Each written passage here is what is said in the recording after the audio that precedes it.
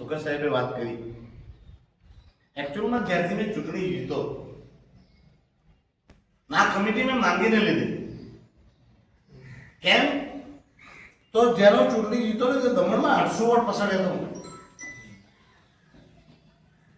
ને ખરેખર કે મા ભગવાનનું મંદિર છે એ જૂઠું નહીં બોલું. 1260 જેટલા વોટ મારા રહી ગયા 8000ની લીડમાંથી. ગોગલાનું બાકી હતા 3 વોટ, તમને યાદ હોય 3 રાઉન્ડ ને મારું મોટી દમણ બાકી ને આપણે ઝીપ પ્રદેશની 7000 વોટ દમણમાં 800 વોટ પસંદ હતો. દીવે મને એમપી બનાવ્યો. એમપી કોઈ ખોટું નથી. જ્યારે હું ચૂંટણી જીતો ને ત્યારે મેં એક જ નક્કી કરેલું કે આ દીવડું ઋણ સંભળાવું અને ઋણ ઉતારવાનો આ જ મોકો છે કે હું આ કમિટીમાં જાઉં. કેમ કે મેં જ્યારથી જોતો હતો ને તો બધા એક જ વાત કરે, ઉમેશભાઈ ગુજરાતમાં બેનિફિટ મળે એ માછીમારોને આપણે કેમ નહીં મળે? આ જ ડાયલોગ સતત સાંભળવું ને એવું નહીં કે મેં પ્રયાસ નહીં કર્યો. મેં કમિટીને લઈ આવ્યો, કમિટી સાથે ચર્ચા કરી.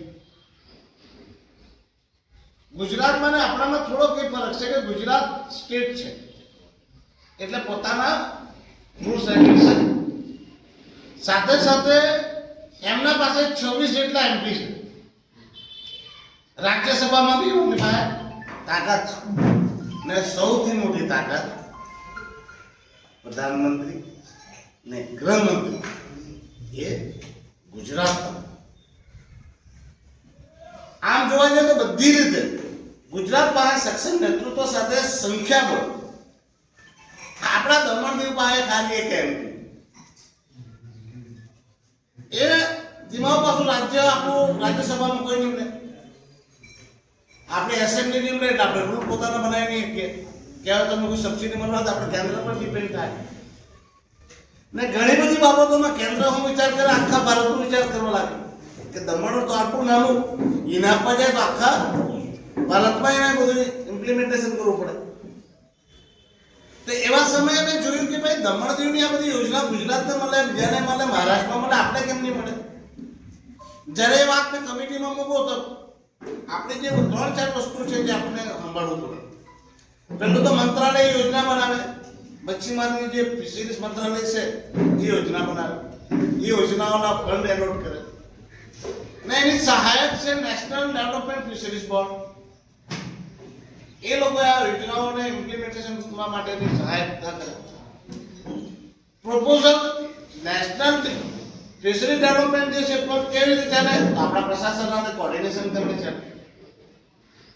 એ કોર્ડિનેશન કરીને બાદ બેંકના ને આનાના તીનાના બધા નફડા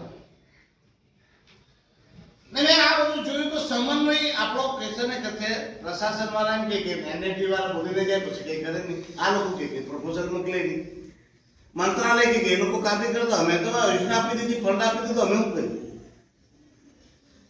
તો આ કોર્ડિનેશનમાં કહેશે ને કહેશે. પણ જ્યારે મેં આ જાણ્યો કે ગુજરાત વાળાને મહારાષ્ટ્ર વાળાને બધાની બેનિફિટ છે બોટમાં, એન્જિનમાં, જીપીએસમાં, વાયરલેસમાં, નેટ્સમાં, આપણે કેમ એમને?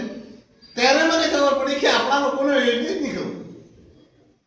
કેમ કે પ્રધાનમંત્રી મત્સ્ય સંપદા યોજના જે પ્રધાનમંત્રી જે માછીમારો માટે લાગુ કરી 5 વર્ષ માટેની યોજના હતી અને 2 વર્ષ માટે એક્સટેન્ડ કરી. આપણે તેનો બેનિફિટ લીધો. ગુજરાત વાળા, મહારાષ્ટ્ર વાળા એ યોજનાઓમાં બધાએ બેનિફિટ લીધો એટલે તે લોકોને બધું બેનિફિટ મળી ગયું. જેથી આ યોજનાઓ બાબતે તમને જાણકારી મળે તો તમે તે વસ્તુનું ઘણા માણસ કે ભાઈ દસ્તાવેજ ભરતા નહીં આવડે, પોર્ટલ પર રજીસ્ટર નહીં આવડે, એમાં કયા કયા દસ્તાવેજ લાગે, એમાં બેંક વાળા શું માંગે, અમારે શું પ્રક્રિયા કરવાની. તો મેં એવું કહ્યું કે બધી જગ્યાએ મિનિસ્ટ્રીને બી બોલાવી દીધા, એનએફટી વાળાને બી બોલાવી દીધા, આપણું પ્રશાસનને અને બેંક વાળાને બી બોલાવી દીધા, જેથી એક જ હાથે બધો જમજટ જે છે સમાપ્ત થઈ જાય કે બધાની જે સમસ્યા છે તો આજ ક્લિયર. તમને એમ કહું જે નેશનલ ફિશરી ડેવલપમેન્ટ બોર્ડ છે એનું રજીસ્ટ્રેશન તમે આધાર કાર્ડ ટાઈપ કરાવ્યું કે નહીં કરાયું તો કરાયું. તેના માટે કોઈ પૈસા લાગે નહીં. તેના માટે ખાલી આધાર કાર્ડ ને તમારું બેંક એકાઉન્ટ, ફોટો બી લાગે નહીં, આધાર કાર્ડથી ફોટો જ લઈ ને તેમાં કાંઈ ફાયદો તો 100 રૂપિયા તો તમને મળે. તેમાં પ્રીમિયમ નહીં લાગે. 5 લાખ રૂપિયાનો વીમો તમારો કવર થઈ જાય. તેના માટે તમારે એક પૈસો ભરવાનો નહીં ને એ પાછું એક જ દે. બરાબર છે સર? લાઈફ ટાઈમ તમને તે સર્ટિફિકેટ મળે, જેમ આપણો આધાર કાર્ડ બની જાય.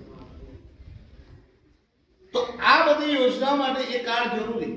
તેમ આ બધી યોજના હમણાં કોઈ આવવાની તો મત્સ્ય સંપદા યોજના, પ્રધાનમંત્રી મત્સ્ય સંપદા યોજના,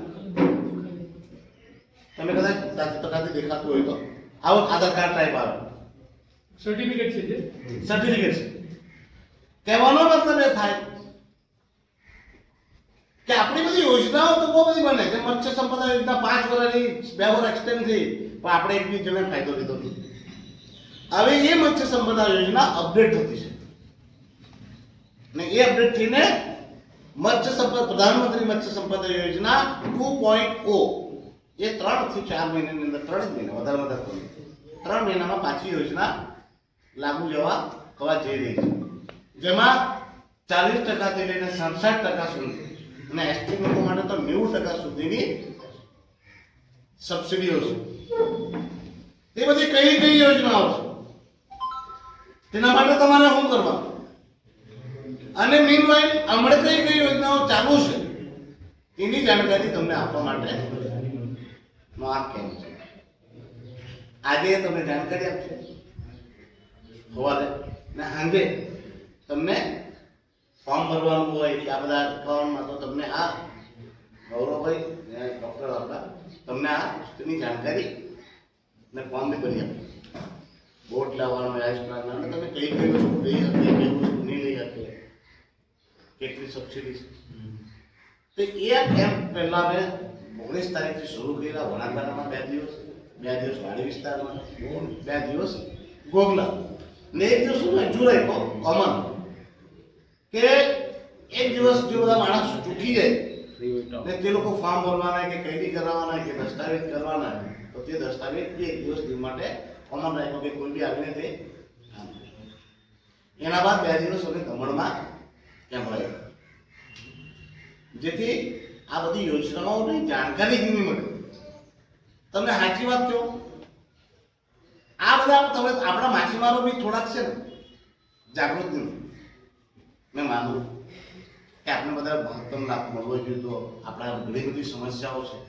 હમણાં આપણને 2 વર્ષ પછી ખબર પડે કે તમારા ડીઝલ નહીં, 5 કોઈ મને ધ્યાનમાં બી નહીં, ખાલી કેવું તો ખરા